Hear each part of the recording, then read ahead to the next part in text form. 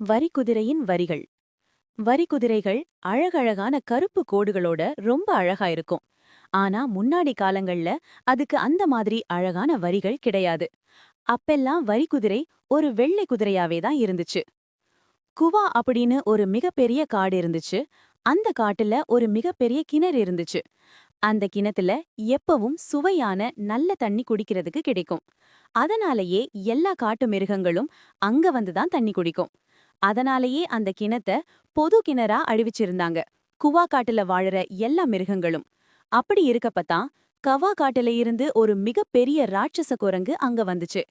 குவா காட்டுல இருக்கிற குட்டி குட்டி குரங்குகள் கூட 8 அடிக்கு உயரமா இருந்த புது ராட்சச குரங்க பார்த்து பயப்படதான் செஞ்சுச்சுங்க.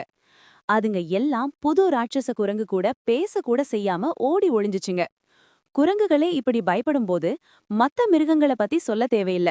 அதுங்களும் ஓடி ஒழிய ஆரம்பிச்சுச்சுங்க. இப்படி இருக்கப்பதான் அந்த ராட்சச குரங்கு எல்லா மிருகங்களும் தண்ணீர் குடிக்கிற பெரிய கிணத்த பத்தி தெரிஞ்சுச்சுங்க. அங்க போன ராட்சச குரங்கு அங்க இருக்கிற தண்ணிய பிடிச்சு குடிச்சு பாத்துச்சு.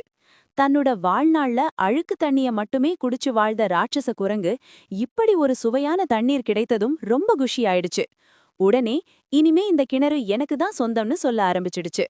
இனிமே இங்கு யாரும் தண்ணி குடிக்க வரக்கூடாது. இனிமே நான் வச்சதுதான் சட்டம் அப்படின்னு ஒரு பெரிய கல்ல தூக்கி கிணத்து பக்கத்துல வச்சு அதுல தன்னோட பெயரை எழுதி வச்சுச்சு. இனிமே யாரும் இதுல தண்ணி குடிக்க கூடாதுன்னு அந்த கல்லுல எழுதி வச்சிருந்துச்சு. இத பார்த்த எல்லா மிருகங்களும் ரொம்ப பயந்து போய் தண்ணி குடிக்க கூட வராம இருக்க ஆரம்பிச்சுச்சுங்க.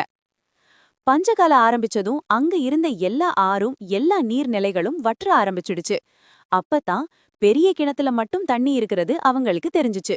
எப்படியாச்சும் அங்க போய் தண்ணி குடிச்சிரணும் அப்படின்னு ஒரு நாள் முயற்சி செஞ்சு கூட்டமா அங்க போனாங்க. எல்லா மிருகங்களும் தண்ணி குடிக்க வந்தத பார்த்த ராட்சச குரங்கு கோவப்பட்டு எல்லாரையும் பிடிச்சு கிணத்து கூட தூக்கி போட்டுருச்சு. அந்த கிணறு ரொம்ப ஆழமா இருந்ததுனால யார்னாலும் மேல ஏறி வர முடியல. அப்பொழுதுதான் வெள்ளை குதிரை அந்த பக்கமா வந்துச்சு. கிணத்துக்குள்ள இருந்து மிருகங்களோட சத்தம் அது காதுல கேட்டுச்சு. உடனே அவங்கள காப்பாத்தணும்னு நினைச்ச வெள்ளை குதிரை என்ன செய்யலாம்னு யோசிச்சு, இந்த ராட்சசன் இருக்கிற வரைக்கும் நம்மளால கிணத்துல இருக்கிறவங்கள காப்பாற்ற முடியாது.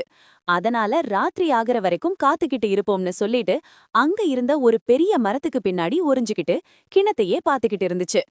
ஒரு வழியா ராட்சச குரங்கு தூங்குச்சு. அப்பதான் ஒரு பெரிய கைத்த எடுத்துட்டு வந்து தன்னோட உடம்பு முழுவதும் கட்டிக்கிட்டு அதோட இன்னொரு முனைய கிணத்துக்குள்ள போட்டுச்சு வெள்ளை குதிரை. அத பிடிச்சு எல்லா மிருகங்களும் ஒவ்வொன்னா சத்தம் போடாம வெளியில வந்து தப்பிச்சாங்க. அப்பதான் தூக்கம் கலைஞ்சு எழுந்திருச்சு அந்த ராட்சச குரங்கு.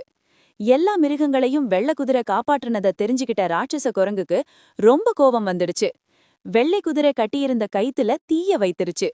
தீ உடனே வெள்ளை குதிரை மேல பரவிருச்சு. இத பார்த்த எல்லா மிருகங்களும் வெள்ளை குதிரைக்கு நம்ம உதவி செய்யணும்னு வேகமா ஓடி வந்தாங்க. தீய அணைக்க பார்த்த அதை தடுத்துச்சு ராட்சச குரங்கு.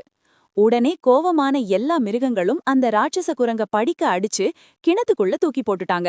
அதே நேரத்துல தீயால வெள்ளை குதிரையோட உடம்பு முழுவதும் கருப்பு கோடுகள் உருவாச்சு. அத பார்த்து தனக்கு இப்படி ஆகிடுச்சேன்னு ரொம்ப வருத்தப்பட்டுச்சு வெள்ளை குதிரை. அப்பதான் அங்க இருந்த எல்லா மிருகங்களும் சொன்னாங்க, நீ இதுவரைக்கும் சாதாரண வெள்ளை குதிரை தான் இருந்த, இப்பதான் நீ வெற்றி திருமகனா மாறிட்ட. இனிமே இந்த கோடுகள் தான் உனக்கு தனி அடையாளமா தெரியும்.